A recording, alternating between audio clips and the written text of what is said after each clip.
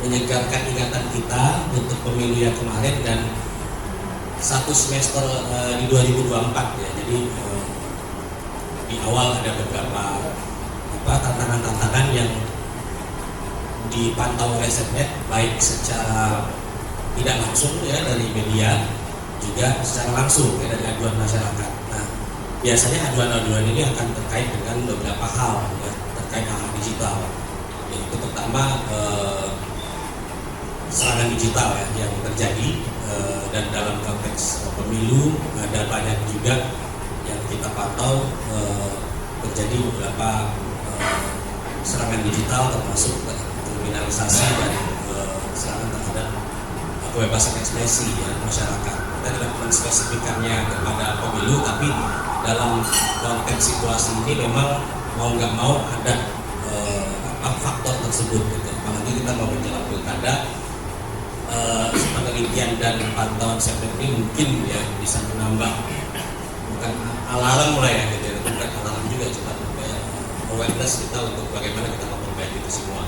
Dan mungkin akan detailnya ini nanti akan lebih ke tempat malam bagaimana data-datanya, terus dari Bawaslu juga dan saya kita memberikan semacam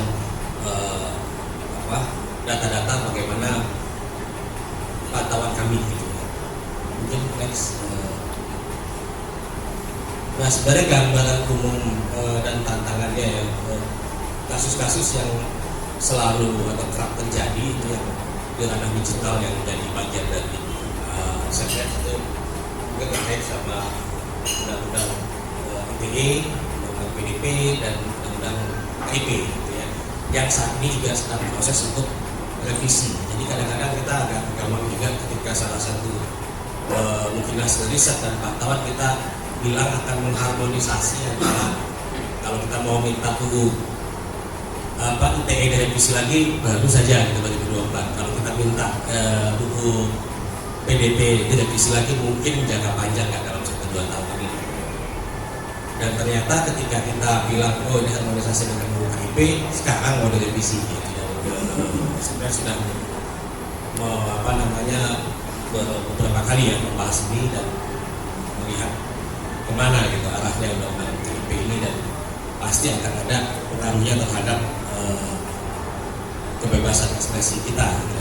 Karena kalau KIP ini terkait informasi yang publik yang kita mungkin meminta informasi seperti apa dari pemerintah gitu ya. Nah, ada banyak case juga yang menarik gitu ya, termasuk kalau kita bicara pemilu pilpres kemarin ada pernyataan Prabowo misalkan bahwa data Kemhan itu rahasia gitu ya, yang sebelumnya gampang sekali kita download, setelah hari itu nggak bisa gitu, karena alasannya datanya rahasia. Nah, itu yang mungkin berpengaruh terhadap tata kelola ya, soal demokrasi digital secara umum. Nah, kemudian kalau bicara soal pemilu ya memang ada undang-undangnya juga tentang pemilu, terus ada juga penyelenggara pemilunya ya, KPU, ada Bawaslu, ada juga KPP. Dan kalau bicara data ya kita lihat data-data berdasarkan dari data pendudukan misalkan yang secara prinsip dia tidak boleh dibagi gitu ya, dan dibagi di Dukcapil kepada KPU dan Kementerian Lembaga. Ini gambaran-gambaran ya, nanti saya masuk ke data-data yang kami next. Nah, pengelolaan data pribadi ini sebenarnya tidak hanya dari sistem gitu ya, karena ketika petugas data ke rumah-rumah juga mendata, itu juga ada bawa kertas dan segala macam, itu sebenarnya data pribadi juga yang harus dijaga gitu ya. Tapi memang secara prakteknya gitu ya, menjaga data yang fisik itu misalkan lebih bisa dipantau ya, karena misalnya gitu ada kertas suara misalkan dibawa di suatu desa ternyata dicegat atau apa, mungkin ada warga desa yang bisa memvideokan, memviralkan misalkan. Tapi kalau data-data pribadi yang di dalam sistem informasinya KPU misalkan, nah kita nggak bisa secara belak-belakan tahu pada saat itu terjadi kebocoran data atau pada saat itu ada entitas di luar yang masuk ya, yang mencoba untuk mengambil data-data tersebut misalnya gitu ya, untuk awam ya, terkecuali ada satpamnya yang menjaga gitu. Dan ini salah satu poin penting juga nanti yang perlu kita waspadai, karena dari data-data yang bocor sekarang kita juga sedang melakukan proses untuk menggugat ya, gitu, mengadvokasi bagaimana dampak dari pusat data nasional sementara kemarin yang sempat bocor. Nah, ini sebenarnya salah satu mengindikasikan betapa rentannya sistem keamanan kita secara nasional, gitu ya. Nah, yang kita harapkan adalah nanti KPU dapat lebih maksimal, ya, saya nggak akan bilang lebih baik tapi maksimal. Kita mintanya maksimal, gitu. Kenapa? Karena selain ketika data itu terjaga, kita lebih merasa aman nyaman, nanti sengketa pun akan bisa menurun, gitu ya. Karena kadang-kadang ada ketidakpercayaan terhadap sistem yang dibangun yang membuat pihak yang kalah misalkan itu komplain, gitu, atau merasa ada kecurangan segala macam. Jika semuanya sudah prosedurnya sudah baik dan benar, transparansinya oke, segala macam dan sudah bagus, itu akan timbul kepercayaan, gitu. Yang terjadi sama PDMS kan kemarin begitu, ketika mereka bilang sudah tier 4 yang sangat tinggi untuk security-nya, ternyata bisa seperti itu artinya kan sebenarnya tidak sesuai dengan pernyataan pengamanannya, kayak gitu. Nah, ini kita khawatir terjadi, gitu ya.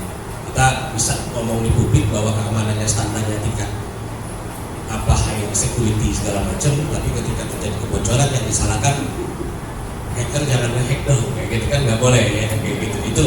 Itu bukan nilai seperti itu, kayak gitu ya. Jadi ada standar-standar yang harus dilakukan. Nah, mungkin kalau karena kita memantaunya dari sisi pelaporan, kita tidak melakukan assessment, kita tidak melakukan audit, karena bukan kompetensi dari SafeNet, kayak gitu. Walaupun kita punya ahli-ahlinya di divisi digital security-nya SafeNet, cuman memang bukan ranah kita untuk melakukan servis seperti itu ke lembaga pemerintah pada khususnya, kayak gitu ya. Next, supaya ada waktu bagi teman yang lainnya. Nah, tadi soal data pengendaliannya seperti apa, gitu ya. Sebenarnya karena kita belum punya lembaga PDP, itu case-nya nanti akan ke Kominfo ya, mau nggak mau, karena masih berdasarkan yang 2019 71 kalau nggak salah. Yang apa yang harus dijaga? Itu pertama ya kan database-nya pemilik, gitu ya. Walaupun kita kalau ngomongin keamanan data tidak hanya itu, misalkan tadi ada KTP, ada NIK, ada alamat ya, alamat tempat tinggal, itu kan juga data pribadi yang sebenarnya harus dijaga. Dalam konteks nanti pilkada, kita mungkin bisa bertanya ke teman-teman lebih detailnya seperti apa secara operasional ya, gitu. Karena yang saya lakukan adalah melihat yang di pemilu kemarin, karena kita bisa memantau di situ. Dan untuk yang ke pilkada, teman-teman saya juga bagian dari koalisi ya, koalisi damai, gitu ya, koalisi melawan disinformasi dan disinformasi. Jadi mungkin kita lebih banyak belajar ke teman-teman koalisi sebenarnya dalam hal ini. Terus next,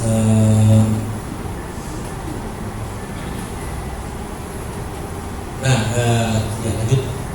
Ini ini saya sebut tadi ya, kalau misalkan terjadi kebocoran kemana, gitu, pasti Kominfo, gitu. Sayangnya, gitu ya. Makanya kita tuh berharap sebenarnya dari KPU dan dari Bawaslu juga yang mengawasi seperti itu. Karena gabungan banyak institusi pun nggak sanggup gitu mengamankan negara, gitu, dari serangan-serangan digital, mengamankan yang Biorka kemarin saja itu udah gabungan, gitu ya, untuk mendapatkan seorang penjual gitu ya. Itu udah gabungan ya, gabungan itu artinya wow, gitu, bukan satu institusi lagi, gitu. Kalau satu institusi bisa miss ya, tapi kalau udah gabungan masih kayak gitu kondisinya, ya mau dikata apa, yang penting kita harus ada perbaikan, gitu, karena itu udah terjadi. Nah, kalau di SafeNet sendiri, kalau merujuk ke laporan tahunan kami, gitu ya, data kita itu bukan lagi bocor, tapi udah bocor. Kalau bocor itu dia sudah bocor tapi nggak ditambal-tambal, gitu, jadi habis terus, gitu. Ketika dimasukkan nggak penuh-penuh beda embernya. Kenapa? Karena nggak ditambal-tambal. Kalau misalkan bocor itu kan mau bocor ditambal nggak lagi gitu. Kalau ini kan kejadian terus. Makanya mungkin ada yang bilang ya udah jaga data pribadi masing-masing. Ya, itu kan di satu sisi, tapi kan kita hidup bernegara ya, bukan hidup sendiri gitu. Dan ada negara yang harus menjamin itu gitu. Itu yang harus kita perbaiki ya, mudah-mudahan. Nah ini masukan untuk KPU mungkin lebih baik ya daripada bagaimana lah caranya mereka. Kalau ada dana berlebih untuk melakukan peningkatan sistem ya informasi atau yang lebih rigid lagi gitu ya, tidak rentan segala macam, ya silakan gitu ya. Nah justru itu bagus ya, karena berkaca dari hal yang sebelumnya. Nah ini salah satunya, nanti saya sampaikan beberapa hal yang kami riset ya. Next. Nah sebenarnya ini panduannya, ini adalah beberapa sistem informasi yang mungkin karena banyak ya, jadi satu bocor misalkan bisa saja terjadi gitu dari satu sistem gitu ya. Kalau ditaruh di tempat yang sama bisa banyak gitu. Saya kurang tahu dari sisi bagaimana pengaturan aksesnya, bagaimana keamanannya gitu. Tapi beberapa ini pasti akan saling terkoneksi database-nya. Dia pasti berdiri sendiri gitu ya. Ada sistem informasi pencalonan, sipol bahkan gitu. Nah ini saya kayak bahas secara langsung sebagai informasi untuk kita bicara datanya ada di mana, data pemilih itu ada di mana, adanya di sini gitu kan. Jadi yang dulunya apa? Yang dulu di sini gitu. Jadi saya bilang kalau misalkan kertas-kertas yang dibajak orang di jalan, kayak di film-film misalkan ada yang 4-5 orang maju gitu menodong sopir, data di belakang kayak gitu, diambil, masih bisa banyak yang foto kalau di Indonesia ya, banyak yang foto, mungkin banyak yang berhubungin gitu. Harusnya bisa ketahuan. Nah, kalau yang ini itu hanya orang tertentu saja yang tahu gitu kan. Kenapa saya bicara soal PDN? Salah satunya itu yang kita cek ya. Misalkan kita tahunya data kita bocor di PDNS itu ketika layanan terganggu. Itu kan parah gitu ya. Harusnya diberitahukan terlebih dahulu kepada subjek data. Ini saya nggak bicara secara teknis, itu ada pengendali data atau proses data gitu ya, dan subjek data. Nah kita ke ini aja ya, pantauan sepet ya di next itu ya cukup. Iya 3 menit lagi. Nah yang mana ya saya akan ambil ya. Nah ini yang awal ya di Januari Maret ketika pemilu ya. Ini mungkin jadi masukan bagaimana ketika kita memantau ternyata soal yang paling fundamental yaitu akses internet oleh para tenaga PPK ya, itu pun banyak terganggu dalam arti tidak reliable gitu ya. Harusnya akan lebih difokuskan juga, jangan sampai hal-hal non teknis ya istilahnya ini jadi menghambat, bisa sampai pagi banyak kamu kerjakan gitu ya dan segala macam. Dan sekarang masyarakat juga tahunya dia ngecek online gitu kan, apakah dia bisa di tempat atau di lokasi penghitungannya gitu. Next. Ini yang terjadi kemarin ya. Terus kriminalisasi juga banyak di pemilu ya, pada saat pemilu pasal 28 serangan digital. Ini perbandingannya ya 2023-2024 dan makin tinggi ya. Dan ini trennya terus meningkat. Nanti di bawah mungkin ada yang next di tahun 2024 kuartal kedua ya. Nah ini yang terjadi ketika kemarin next. KPGNU selama 3 tahun terakhir itu juga selalu meningkat kalau kita lihat trennya. Next. Nah ini triwulan kedua yang sebenarnya yang sekarang per 30 September nanti kita akan buat laporan lagi ya triwulan kedua gitu ya, bagaimana kondisi kebebasan ekspresi di ranah digital. Nah ini di beberapa aduan terkait juga memang dengan konstelasi pilkada gitu ya, karena ini sudah mulai banyak di daerah-daerah soal misalkan calon-calon tertentu sudah mulai ya. Tapi secara umum kita lihatnya kan statistiknya terlapor yang apa tuh warga, itu udah mulai ini ya. Warga itu kan dia sudah mulai saling menyatakan ekspresi dan menyerang ekspresi orang lain gitu dalam hal pilkada gitu ya. Jadi banyak, dan platform yang paling banyak digunakan itu di Instagram, Facebook, terus media massa dan media sosial lainnya gitu ya. Jadi mungkin teman-teman dari koalisi atau pegiat pemilu atau pilkada ngecek pasti platform-platform yang populer ini gitu. Karena ini ternyata di segmen menurut data ajuan dan data pantauan itu tinggi gitu. Jadi itu yang harus kita prioritaskan gitu ya. Lihat di sebelah kanan itu ada personal ya. Personal itu saya bilang udah mulai ke arah ekspresi personal. Kalau dulu mungkin pelayanan publik seperti apa, nah personal ini akan sangat berpengaruh ke tadi ekspresi untuk calon kepala daerah misalkan. Next. Nah ini terakhir ya, dalam pilpres ini kita ada riset. Next lagi biar datanya ini saya tampilkan. Kita riset kepada kelompok ini ya, ujaran kebencian terhadap kelompok marginal, kelompok rentan gitu ya.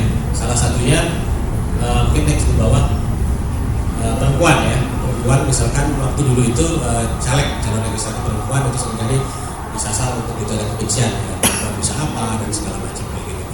Nggak layak, lebih baik di rumah segala macam. Nah itu harus menjadi alarm kita juga ya untuk bagaimana nanti golongan-golongan ini bisa dapat melaksanakan hak konstitusionalnya dengan baik gitu ya. Nanti next. Ya ini statistiknya ya, stigmatisasi ya yang paling tinggi gitu. Dan kemudian juga ajakan ya terhadap kekerasan gitu. Next. Nah yang terakhir, jadi perannya apa aja? Ada peran platform ya, di penelitian ini. Nanti nggak bisa saya jelaskan lebih banyak karena terkait waktu juga. Jadi ada akuntabilitas platform juga. So far kalau menurut dari catatan kita seperti ini. Next. Itu tabelnya, tapi paling next lagi ini kebencian yang kita tangkap di media sosial pada saat pemilu. Distribusi platformnya. Nah di sini Facebook paling banyak ya. Tapi trennya ini kan awal tahun ya, ini akhir tahun sampai awal tahun itu Facebook. Tapi tren yang di tadi itu Instagram. Ketika ini artinya biasanya kan Instagram anak muda yang lebih banyak pakai. Nah berarti nanti ketika kita mau memilih pilkada lebih banyak mesti komunikasi anak muda tadi. Next. Lanjut. Ini saya jelaskan tadi. Nah ini terakhir ya. Satu, memastikan keamanan digital sistem informasi pemilu yang ada upaya lebih maksimal. Saya bilang tadi kita nggak terima lagi kata optimal. Optimal kan secara ini ya yang penting optimal lah gitu, dengan sebenarnya yang ada. Tapi harus maksimal. Gitu. Kenapa? Karena ini bukan event yang rutin gitu ya. Ini event besar dan diselenggarakan juga di negara yang sangat luas gitu ya. Jadi kita punya banyak tantangan ya terkait kondisi geografis, demografis juga, kondisi literasi digital juga. Kemudian infrastruktur pemilu harus dipastikan berjalan karena seperti kemarin yang di pemilu pilpres gitu ya, ada beberapa aduan-aduan soal koneksi internet tidak bisa mengakses segala macam down segala macam. Kemudian meningkatkan perlindungan data pemilih ya, yang menjadikan hasil pilkada tadi saya bilang dapat diterima dengan kita tidak hanya berdampak bahwa data pemilih itu aman, tapi juga akan mengantisipasi dampak lanjutan yang ketidakpuasan atau komplain. Karena kan di daerah kan masing-masing ya, relawan tiap orang pun tiap kandidat juga banyak gitu. Dan secara konstelasi politik sangat beragam. Ada yang satu partai, satu pasangan, ada yang harus koalisi, ada yang independen, gitu. Ada yang tidak relawan A, ada yang tidak relawan B, dan itu baru kota, baru kabupaten, belum provinsi. Ya, begitu. Terus kemudian inisiatif lokal ya, untuk demokrasi digital sangat diperlukan. Kenapa? Karena kita berkaca dari pilpres pemilu ini bisa 10 kali sampai 20 atau 100 kali lipat lebih susah ya untuk misinformasi karena ada konteks lokal, konteks budaya, bahasa yang berbeda-beda yang nggak bisa ditangani oleh tanda kutip orang-orang pusat gitu ya, orang-orang yang ada tidak pada grassroots di daerah tersebut gitu ya. Kemudian bekerjasama multi stakeholders untuk pengawasan komunikasi dengan platform digital juga gitu. Karena banyak sekali tadi banyak anak muda tadi di daerah-daerah itu mulai ya. Nah disitulah kenapa ada dua poin terakhir yaitu edukasi pemilih ya dalam konteks literasi digital pemilu termasuk mengenai voter suppression dan mewaspadai potensi ya, ini dari hasil beberapa diskusi dan kawan-kawan juga buzzer-buzzer yang bersifat lokal dan mereka partisan gitu. Jadi kita harus mengedukasi sebenarnya do and don't-nya seperti apa. Karena ini ya ibaratnya warga desa atau ini ketemu stream of income yang lumayan gitu. Sama kayak tukang spanduk ketika zaman pemilu itu pasti penghasilannya berkali-kali lipat. Zaman dulu kan seperti itu. Mulai banyak lemburnya, malah nambah orang segala macam karena ada demand. Nah di sini juga ada demand. Mungkin politisi-politisi lokal itu akan membuat grup-grup komunitas-komunitas atau apa dan mereka harus diedukasi. Kalau si partai politik atau pejabat publik atau politisinya, kalau saya ya urusan sekian lah mengedukasi gitu ya, karena biarin aja gitu. Nanti kalau melanggar atau apa kita kejar. Tapi kalau masyarakat mereka nggak salah, mereka nggak tahu biasanya, mereka nggak tahu. Ketika kita harus mengedukasi lebih banyak gitu ya. Apalagi udah ketemu uang, ketemu ini mulai membuat pasukan-pasukan segala macam dan ini berpotensi benturan dan berpotensi disinformasi gitu ya. Dan di daerah mungkin ada apa namanya tadi faktor culture ya. Ada yang keras, ada yang kelompok-kelompok yang bisa melakukan segala cara tanpa memikirkan esok hari akibatnya apa gitu ya. Jadi itu banyak terjadi di daerah dan ini harus kita diskusi. Itu mungkin Mas ya.